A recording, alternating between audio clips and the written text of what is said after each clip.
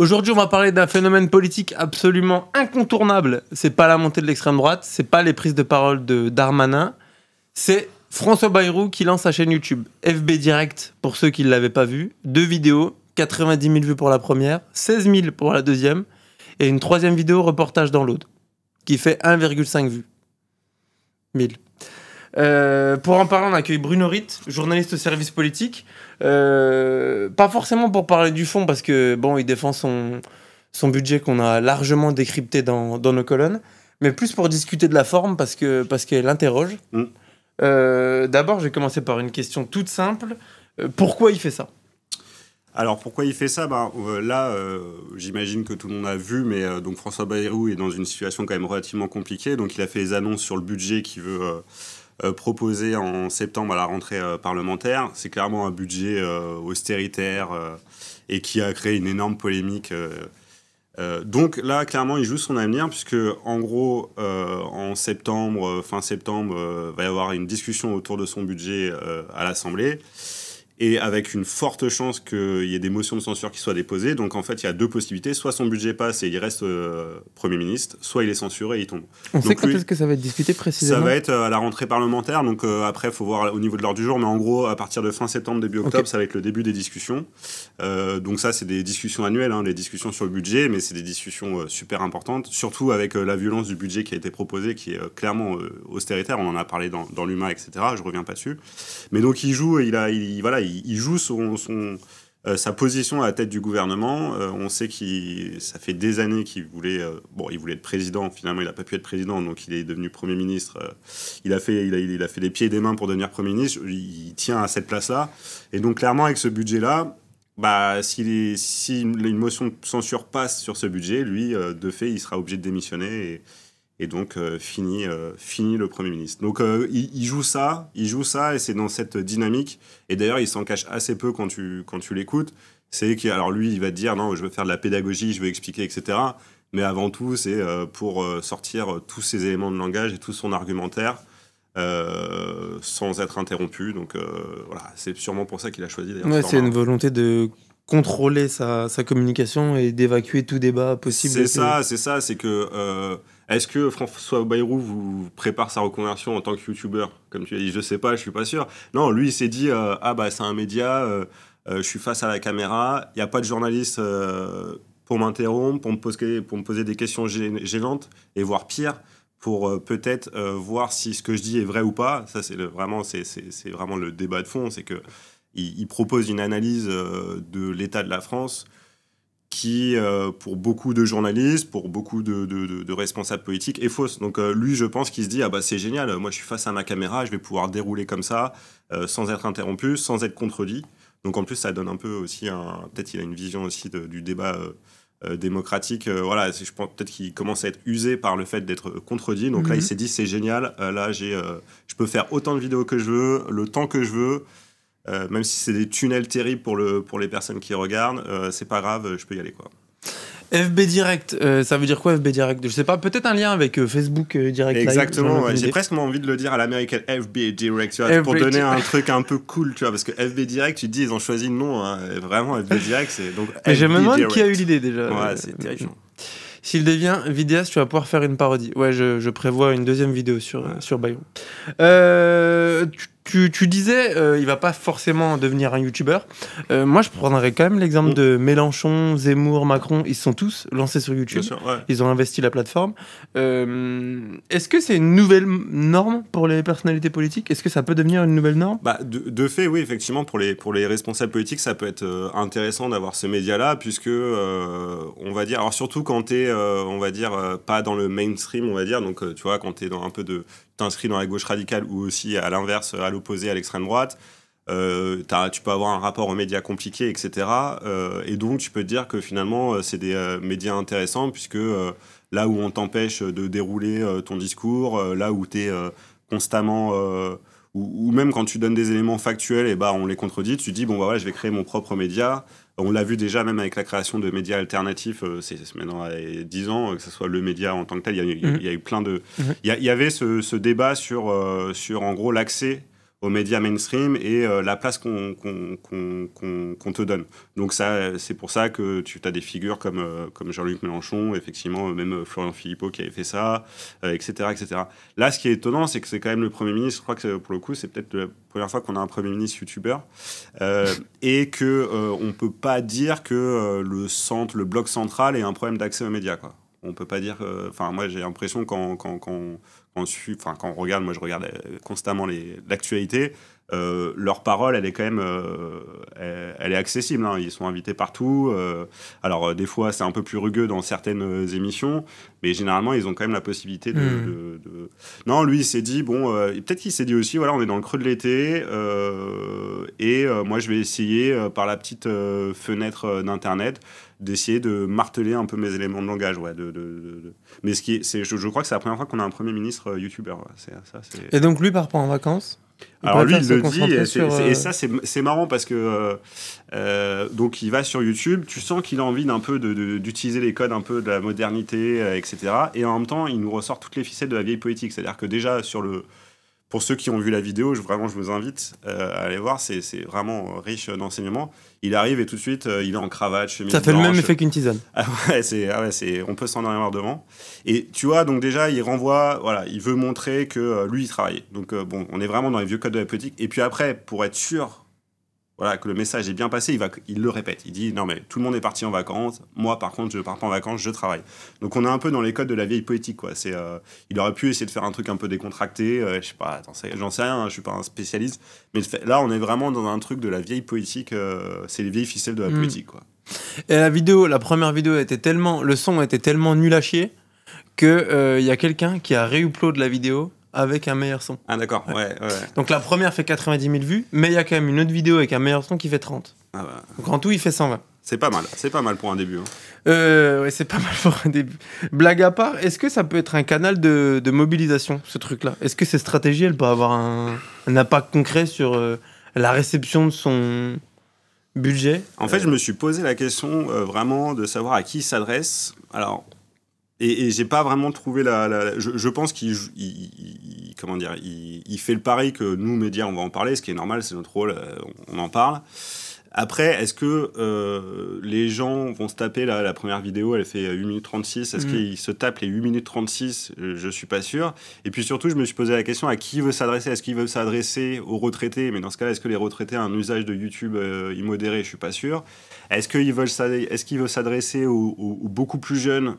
Bah, peut-être qu'il aurait fallu aller sur Instagram est-ce qu'il veut en plus les gens ils sont en vacances, donc est-ce qu'ils vont arrêter leurs vacances, je sais pas, leur apéro ou le fait d'aller, ils vont décaler le fait d'aller à la plage pour écouter François Bayrou. Et ça, vraiment, j'aurais aimé discuter avec les gens qui ont pensé cette vidéo, savoir à qui effectivement ils voulaient s'adresser. Je sais pas, je pense que là, par exemple, dans les 90 000, il y a eu beaucoup de gens qui ont été curieux parce que les médias en ont parlé. Si par exemple, nous, médias, on n'en parlait pas, je sais pas s'il aurait fait 90 000. Donc vraiment, ça, c'est une vraie question et j'ai pas de réponse. Je suis désolé, j'ai pas de réponse à t'apporter. Je sais pas à qui il s'adresse avec ce genre de vidéo. Moi, je sais pas. Mais c'est assez dingue parce que c'est vrai qu'il y a eu une couverture médiatique énorme de ce truc-là. Bah ouais, mais en même temps, c'est fou, quoi. Enfin, un Premier ministre qui se lance dans une carrière de youtubeur, Et je pensais même pas que ça allait être autant suivi, pour le coup. Bah ouais. Bah après, là, je pense qu'il bénéficie aussi, c'est pas le seul, hein. Par exemple, Darmanin a aussi joué le creux de l'été pour essayer un maximum d'être sur le terrain médiatique, etc. Lui, peut-être qu'il se dit ça aussi, hein. Il se dit, bah voilà, on est au cœur de l'été. Alors, pas de bol, il y a quand même de l'actualité qui tombe malheureusement là, avec les feux, etc. Ça a été l'occasion pour lui de refaire une vidéo, hein, pour montrer qu'il travaille encore. Mais peut-être qu'il s'est dit, voilà, dans le creux de l'été, je vais avoir... les gens auront du temps pour m'écouter. Est-ce que le 10 septembre lui fait peut-être un petit peu peur et que c'est aussi pour ça qu'il... Il y a ça, et puis c'est ce que j'ai dit au début. Lui, là, il est face à un enjeu énorme pour lui, c'est-à-dire que si son budget passe pas, il est censuré, et s'il est censuré, il doit quitter le gouvernement. Donc en fait, il a quand même en face de lui un Everest qu'il essaye de graver avec des sandales de YouTube, quoi. Et donc, pourquoi pas TikTok? Là, on le voit sur YouTube, etc. On voit des Attal sur TikTok. En fait, moi, j'ai un peu du mal avec cette... Je comprends pas pourquoi ils investissent ces terrains-là. Bah, c'est des terrains, c'est un terrain médiatique. En vrai, Instagram, YouTube ou TikTok, c'est un terrain médiatique comme un autre. Donc ça, on peut comprendre qu'il investisse. Lui, je pense que François Bayrou, il est allé sur YouTube parce que je pense que le format court ne lui allait pas. Et d'ailleurs, on voit sa première vidéo, elle fait 8 minutes 36. Est-ce qu'on peut regarder un tout petit peu? On peut y aller, ouais. Un tout petit peu. On vous montre. On vous montre. Alors, FB Direct 1. Si tu veux. Regarde une petite minute. Entre les efforts qu'on choisit et les sacrifices qu'on subit, c'est là qu'est aujourd'hui la question qui... T'as déjà vu la rime? Déjà au début? C'est un poète. C'est salement bien écrit. Hein. Va se poser à chacun des Français. Et c'est pourquoi je voudrais, pendant les semaines qui viennent, échanger avec vous sur ce sujet, partager avec vous ce qu'on appelle les contraintes, c'est-à-dire la nécessité qui est devant nous, qui pèse sur nos épaules et que nous ne pouvons pas mettre de côté. Tous les responsables partent en vacances. Je suis un peu déçu quand même qu'on ne voit pas les couvertures, enfin les livres derrière. J'aurais aimé savoir ce que lit Bayrou. En fait, on sent qu'il s'est dit, est-ce que je mets une bibliothèque pour faire très sérieux ou est-ce que... Et en fait, il est dans un entre-deux. Il a choisi l'entre-deux. Et qu'est-ce qu'il a choisi dans le deuxième? Une petite fenêtre. Moi, c'est le cadrage. Il est incroyable. Pour moi, il est... Enfin, je sais pas, il y a un truc qui... Il s'est dit, peut-être que les gens, ils ont pas bien vu que c'était François Bayrou. Alors, faut être sûr. Je vais mettre juste devant et vraiment, on dirait que c'est une fausse tête de François Bayrou. Enfin, il y a un truc, je sais pas. Moi, on dirait un masque. Ouais, c'est ça. On dirait un mec qui a mis un masque et il a pas de... Je sais pas ce qui s'est passé là. Peut-être que son réal lui a dit, allez, vas-y, on va tenter autre chose, François. Et le cadrage est incroyable. Dans la bibliothèque, Adibou, Gafil Fantôme, Pibil. Je vais vomir. Ouais, pour ceux qui sont hématophobes, c'est ça? Ouais, peut-être. Ouais. J'ai oublié le nom. Bonjour à tous, c'est le deuxième épisode de ces échanges de l'été, au travers desquels je voudrais que nous fassions ensemble le point sur la situation du pays et sur les orientations à prendre. Hier, nous avons parlé de dépenser moins, parce qu'on est devant cette menace du surendettement, de dépenser moins ou dépenser mieux. Aujourd'hui, je voudrais que nous parlions du deuxième volet de ce plan, qui est produire plus. Ah oui, et tu m'as parlé quand même quand même parler un petit peu du fond, de ce qu'il a raconté. Il avoue, en tout cas à demi-mot, les 211 milliards du en fait, rapport, dans cette deuxième vidéo, donc c'est en gros, il essaie de justifier la politique de son gouvernement et des gouvernements précédents. Et donc, en fait, au moment où le rapport, qui avait été... le rapporteur, c'était Fabien Gay, donc, qui est sénateur et qui est aussi le directeur du Journal de l'Humanité. Donc, ce rapport révélait que, en gros, la politique macronienne envers les entreprises, ça coûtait 211 milliards d'euros. Et en fait, au début, la Macronie, au tout début, ils ont commencé à nier le phénomène en disant non, c'est pas du tout 211 milliards. Je crois qu'il y avait eu, à un moment donné, quelqu'un qui dit c'est peut-être une centaine de milliards, etc. Et là, en fait, François Bayrou dit non, c'est bien 211 milliards, mais c'est pas des subventions directes, c'est des aides indirectes. En gros, là, il est en train, il a dû imaginer un plan de communication avec... première vidéo, le constat effrayant, parce que si on revient sur la première vidéo, on va pas faire les 8 minutes, parce que c'est vraiment un tunnel. Moi, quand je suis sorti de la vidéo, j'avais cette impression... Tu l'as regardé qu'une fois? J'ai regardé une ou deux fois quand même pour... j'essaye de faire mon travail consciencieusement, et j'avais vraiment cette impression, quand t'as un repas de famille, il y a un tonton un peu relou, mais pas méchant, mais un peu relou, qui te fait un tunnel de 10 minutes pour t'apprendre la vie, alors qu'il n'a pas une vie incroyable. Et j'avais cette impression-là, et en gros, sa première vidéo, c'est vraiment, il est dans une politique de... Enfin, il veut faire peur aux Français, quand on l'écoute bien, puisque par exemple, il dit une phrase, il dit « Nous sommes menacés par un mal auquel nous n'échapperons pas si nous ne sommes pas courageux ». Et donc, Tatak, il déroule son truc en disant que la situation de la France est terrifiante, que demain, on va se retrouver dans la presse. Il le dit pas, il dit pas comme ça, mais... On sent que c'est ce qu'il veut dire. En gros, demain, les marchés financiers ne nous prêteront plus d'argent. On va se retrouver en gros dans la situation de la Grèce. Ce qui est d'ailleurs assez énervant parce qu'il fait cette comparaison qui est très en vogue chez les libéraux de dire regardez, la France, c'est comme une famille.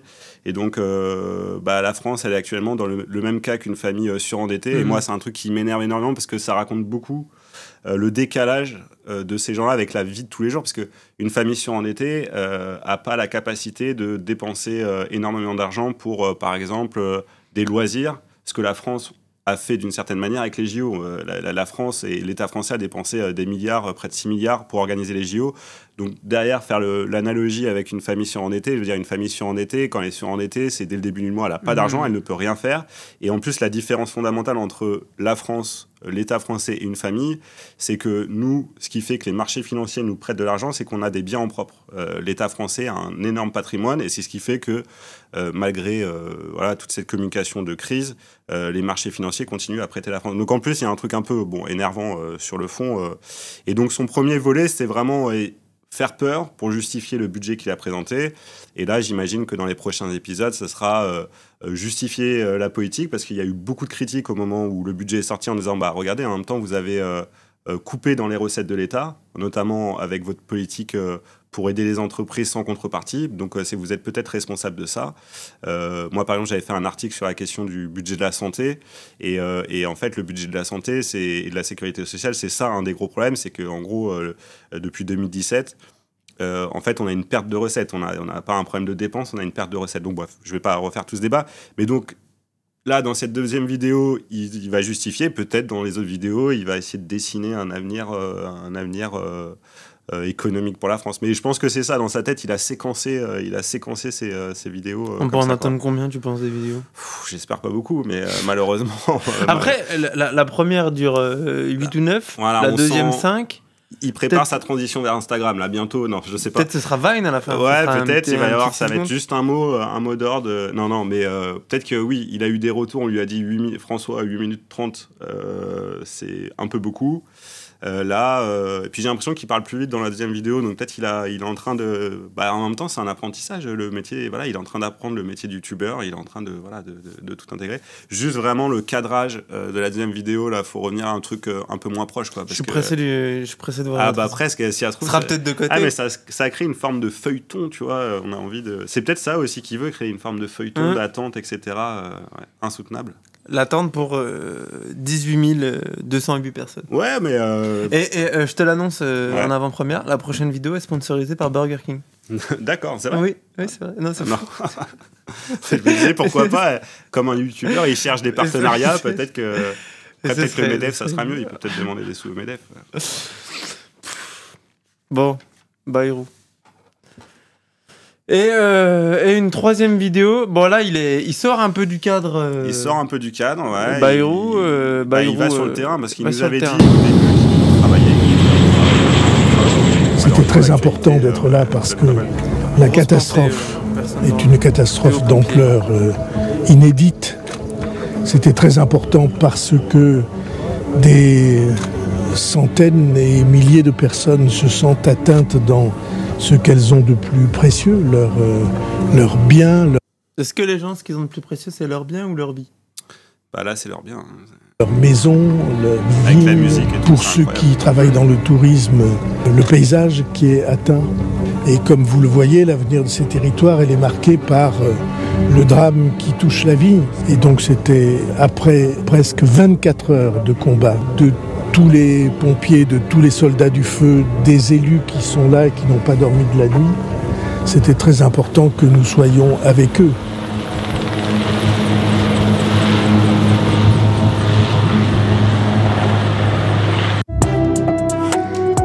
Ouais, je sais pas, moi je sais pas si c'est ce format-là. T'as l'impression que c'est un clip de campagne, quoi. Oui. Il y a un truc.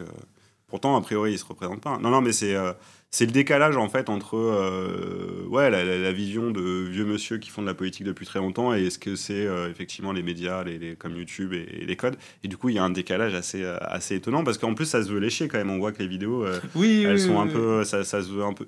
Mais il y a un côté un peu ultra ringard. Je sais pas. Il y a un truc très, très ringard avec la petite musique là pour. Je veux dire, la question... les gens aiment beaucoup. Banger, la musique. Ah, Banger, la musique. Ah, pardon, en vrai, c'est très TikTok comme code, ça. Ok. Ah ouais. Mais parce que là, vraiment, on joue sur le pathos à fond, quoi. Alors déjà, en soi, je pense qu'il faut juste raconter ce qui est en train de se passer. Ça suffit, c'est déjà suffisamment terrible. Puis c'est mettre en scène... tu mets en scène ça, la petite musique, etc. Je sais pas, moi, ça me... Mais bon, après, sur le fond, moi, j'attends de voir la suite. Effectivement, faut qu'il raccourcisse ses vidéos. Moi, je pense qu'effectivement, son enjeu à lui aussi, oui, c'est effectivement d'atteindre des gens. Je ne sais pas encore une fois quelle cible. se passer des questions des journalistes, parce que en fait, on l'oublie, mais je pense que ça doit clairement l'embêter qu'il y ait des journalistes qui puissent l'interrompre, qui puissent dire votre analyse, par exemple, de la situation est un peu fausse. Je pense que la contradiction, là, l'énerve un peu. Il s'est retrouvé quand même, après les annonces de son budget, sous le feu des critiques dans tous les sens. Puisque, en fait, on avait déjà fait une vidéo sur la question du budget, mais c'est clairement... lui se présente comme en gros moi je me base sur une réalité et je vous raconte cette réalité. Non, c'est le budget là qu'il va présenter à la rentrée, c'est un budget idéologique, c'est une vision en fait de l'économie, et c'est une vision idéologique. Il y a d'autres solutions, et d'ailleurs dans sa première vidéo il fait ce truc là qu'ils avaient déjà fait un peu avant, mais il continue à marteler ça. C'est un peu le truc thatchérien de il n'y a pas d'alternative. Clairement il est là-dedans, il dit en gros soit vous acceptez, soit le Parlement vote mon budget, soit on est foutu. Soit on est foutu. On est foutu. Alors qu'on nous parle de taxe Zuckman, non, c'est pas une vraie solution. Il y a d'autres leviers. Ça n'est pas une vraie solution. Non, non. Et donc clairement, il te dit, enfin, il martèle ces éléments. Et c'est là où moi je trouve qu'ils sont un peu incohérents, c'est que quand tu as une analyse de la situation qui est catastrophique en disant effectivement on est foutu, et tu mets effectivement tout en œuvre, et tu mets tout en œuvre pour éviter cette catastrophe. Et typiquement la taxe Zuckman, c'est une des possibilités. Alors que tout de suite ils l'ont balayé en disant non, mais certes on est un peu dans une situation compliquée, mais on va pas non plus effrayer le monde économique avec cette taxe. Donc hop, on la balaye. Donc en plus je trouve qu'il y a une forme d'incohérence dans leur à la fois cette dramatisation terrible de la solution dans laquelle on serait, et en même temps de toujours choisir les mêmes recettes, c'est-à-dire on resserre les services publics, on réduit les coûts, les budgets, on fait une politique vraiment d'aide aux entreprises, on diminue le droit des salariés, on leur enlève des jours fériés, etc. Et c'est le seul moyen. Mais bon, on a des preuves dans le monde, déjà dans l'histoire de France, on a des expériences comme quoi ce n'est pas la seule politique possible. Et puis dans le monde, les gens d'autres pays affrontent des situations économiques compliquées avec des solutions différentes. Donc c'est clairement un budget idéologique qu'il essaie de faire passer en martelant cette situation. Et peut-être qu'il va nous refaire une autre vidéo, histoire qu'on n'ait pas suffisamment compris que la situation est vraiment dramatique. Clairement, on est dans... Après, je sais pas si ça va prendre ou pas. Je sais pas si les gens sont... Est-ce que les gens sont effrayés? Je sais pas. Est-ce qu'ils pourraient nous dire s'ils sont effrayés après avoir... qui regardent la première vidéo de François Bayrou et qui nous disent à la sortie est-ce que je suis effrayé ou juste complètement saoulé d'avoir entendu François Bayrou pendant 8 minutes? Je sais pas. Ce serait intéressant ça d'avoir un retour. Dites-nous dans les commentaires, est-ce que vous avez été saoulé ou est-ce que ça vous a fait peur? Voilà, si vous êtes effrayé intéressant ou pas, d'en savoir plus. Et on attend la 3e. Avec impatience.